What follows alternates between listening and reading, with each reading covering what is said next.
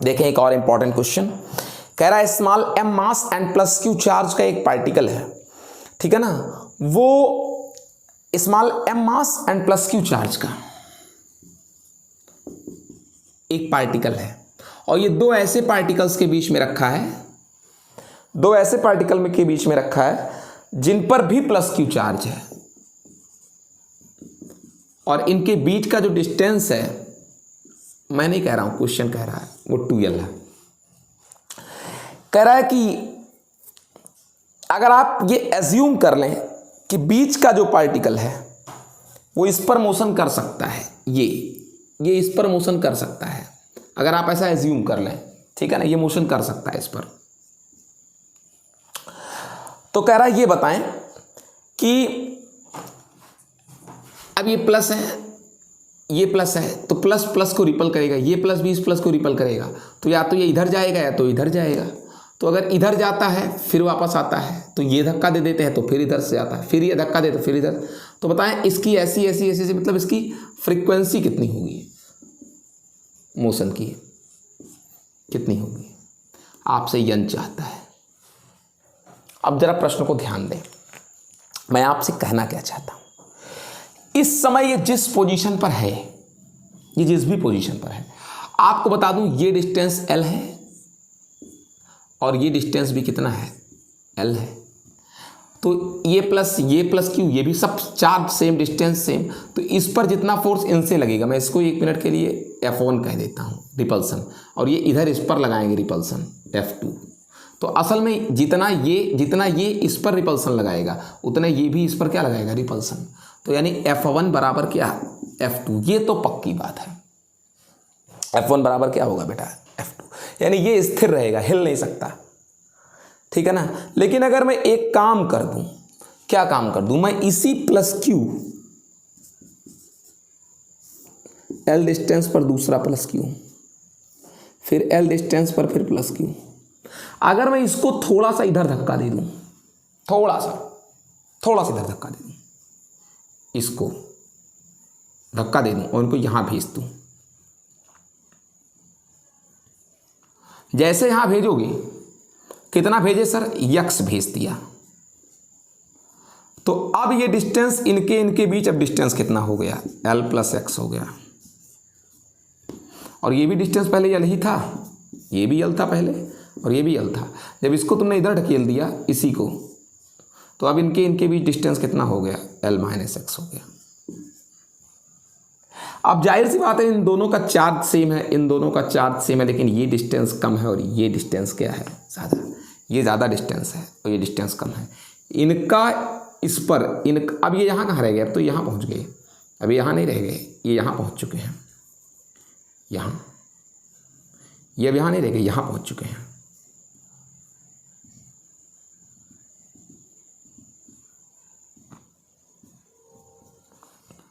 अब इनके बीच की डिस्टेंस कम हो गई, इधर से रिपल्सन जो लगेगा वो ज़्यादा रहेगा, ये लगाएंगे इस पर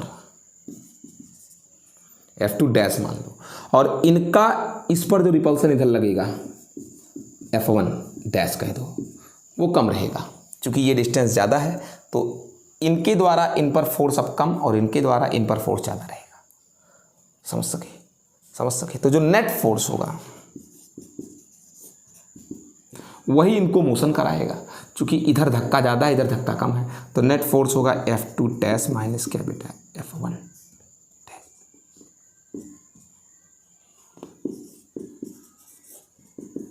F2 डैश इधर लग रहा है इनके कारण, और ये डिस्टेंस कितना था, L minus x, F dash F1 dash वही, ये डिस्टेंस L प्लस x।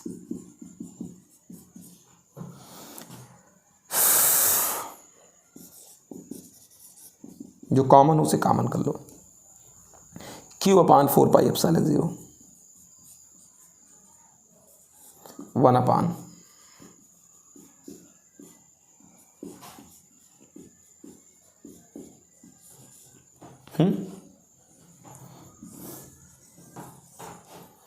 ये प्रश्न बहुत आसान है, ये बेटा बहुत आसान है।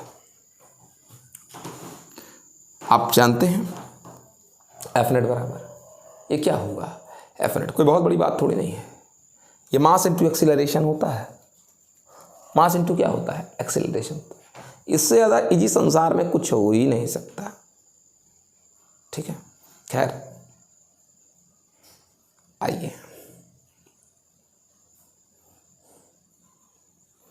आइए पहले निकालते हैं। आवृत्ति पूछा है किस फ्रीक्वेंसी से मोशन करेगा? Q/4πε0।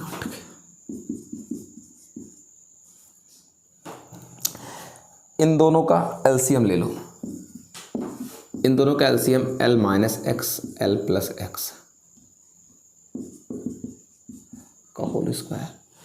अब L - x से L - x कट जाएगा, क्या बचेगा? L + x। इसका मल्टी 1 से करा दो।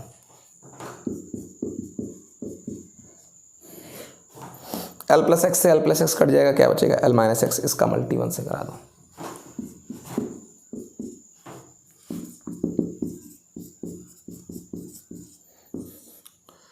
खोल दो इसको।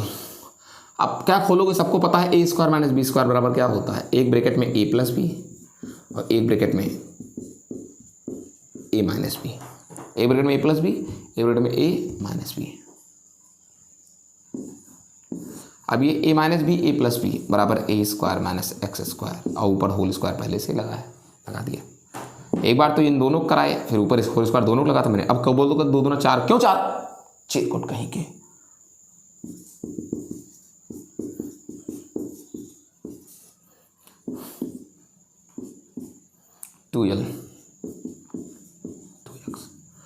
L - x² का होल स्क्वायर। आप कह सकते हैं, देख सकते हैं, आंख से अंधे नहीं है, ये x बहुत छोटा है किससे?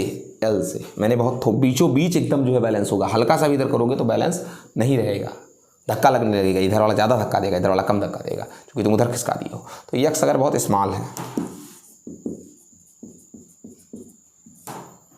तो x² और भी छोटा होगा, L²। छोटी चीज़ का स्क्वायर करो तो 4 छोटा है 9 से। अब 4 का स्क्वायर, 4 छोटा है 9 से, 5 का डिफरेंस है। लेकिन 4 का स्क्वायर 16, 9 का स्क्वायर 81, बहुत बड़ा डिफरेंस हो गया। तो जितना स्क्वायर करोगे तो और छोटा हो जाएगा। तो फिर हम x² को 0 मान सकते हैं किसके कंपैरिजन में? L² कंपैरिजन में। तो आइए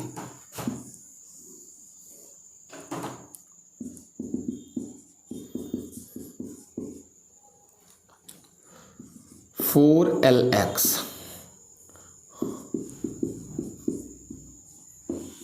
हाँ,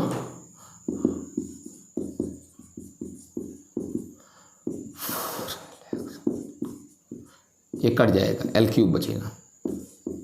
F बराबर F नेट है, ये आया कितना?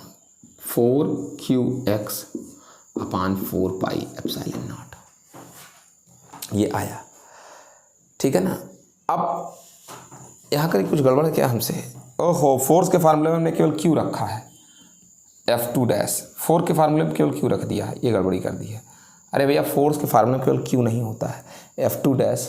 ठीक है ना? अब समझ जाओ, ये F2- कहाँ गया? इधर लग रहा है, इधर लग रहा है F2-। F2- कौन लगा रहा है? Q और इस वाले Q के बीच। तो Q² रहेगा, Q²। अरे फोर्स के फार्मूले में अब ये इस पर इधर फोर्स लगा रहा है F1-, तो इनके बीच जो फोर्स होगा तो फिर Q ही होगा। तो Q² है ये, इसको मत घबराइए, Q²। अब देख लीजिए, इतना तो आ ही गया है, 4q² x/4πε0। ठीक है, एक चीज़ आपसे और कहनी है। वो क्या चीज़ कहनी है? बहुत गौर से देखेंगे आप, तब समझ में आएगा, सिंपली समझ में नहीं आएगा। वो बात क्या है कि अगर आप ध्यान दें तो क्या कहूँ मैं आपसे कि यहाँ यहाँ कहीं आइए, ये बचा क्या था? L - x का होल स्क्वायर। ये हम लोगों ने किया। आप ज़रा ध्यान देंगे, हल्का सा ध्यान कर देंगे। ये देखिए, L - x ये बड़ा है, ये छोटा है, L - x।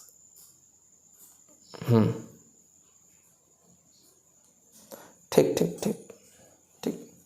ये हो गया, सब होता चला गया। Done done done done done. ये बीच में माइनस था तो एक ब्रैकेट में a प्लस बी किया था हम लोगों ने, एक ब्रैकेट में a माइनस बी किया था।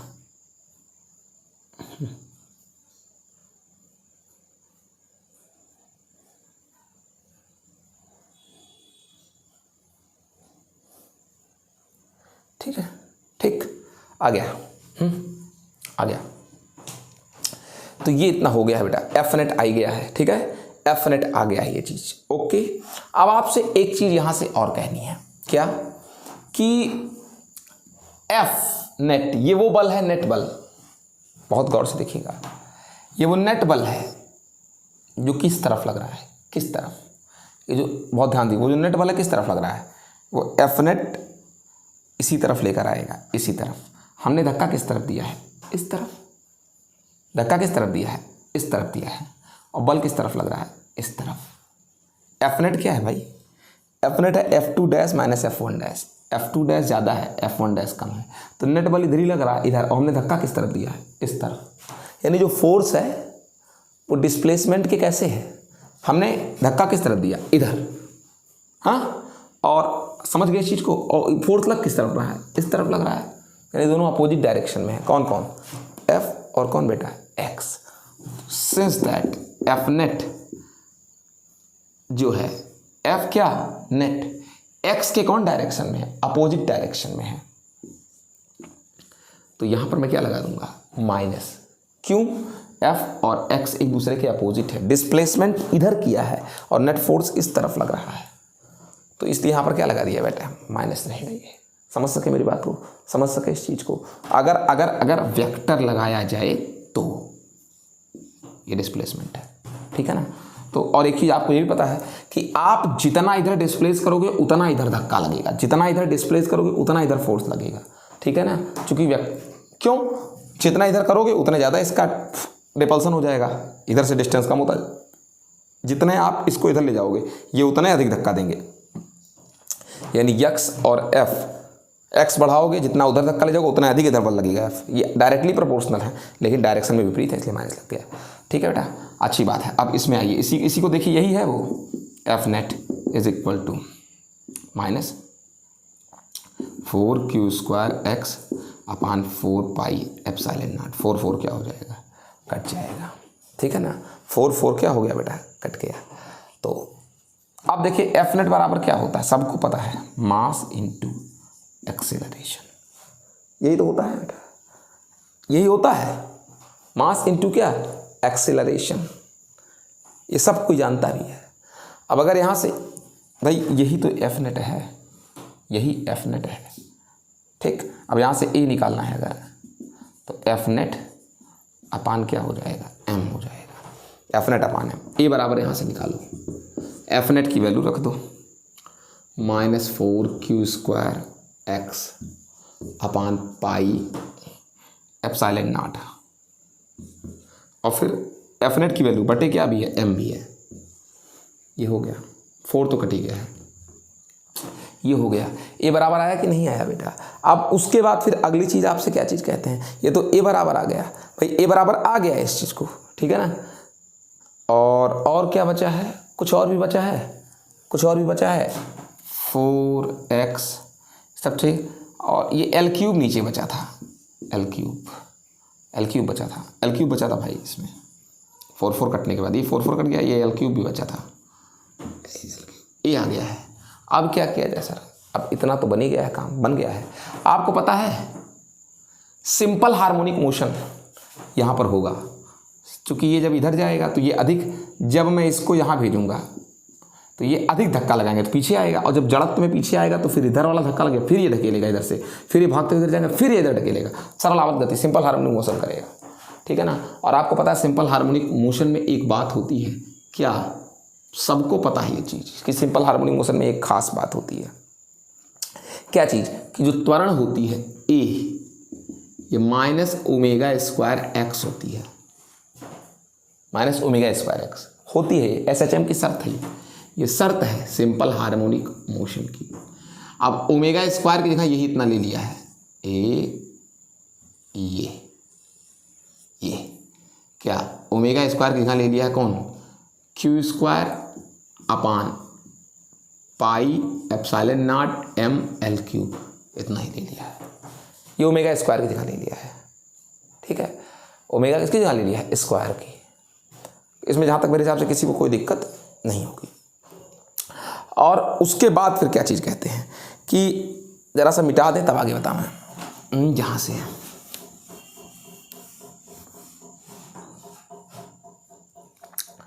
अगर आप ध्यान दें तो ये सबको पता है कि ओमेगा स्क्वायर बराबर Q square upon pi epsilon naught M L cube. अब ओमेगा बराबर कितना हो गया, क्यू, बिल्कुल होगा, 100% होगा। ओमेगा बराबर क्या, क्यू अपान क्यू का तो वर्गमूल लग जाएगा, तो क्यू हो जाएगा क्यू स्क्वायर का, ये हो जाएगा 1 अपान क्या, pi epsilon naught M L cube. अब ओमेगा बराबर होता है 2 पाई बाई क्या बेटा, एन। ओमेगा बराबर 2 पाई बाई एन होता है, या ओमेगा बराबर 2 पाई एन होता है।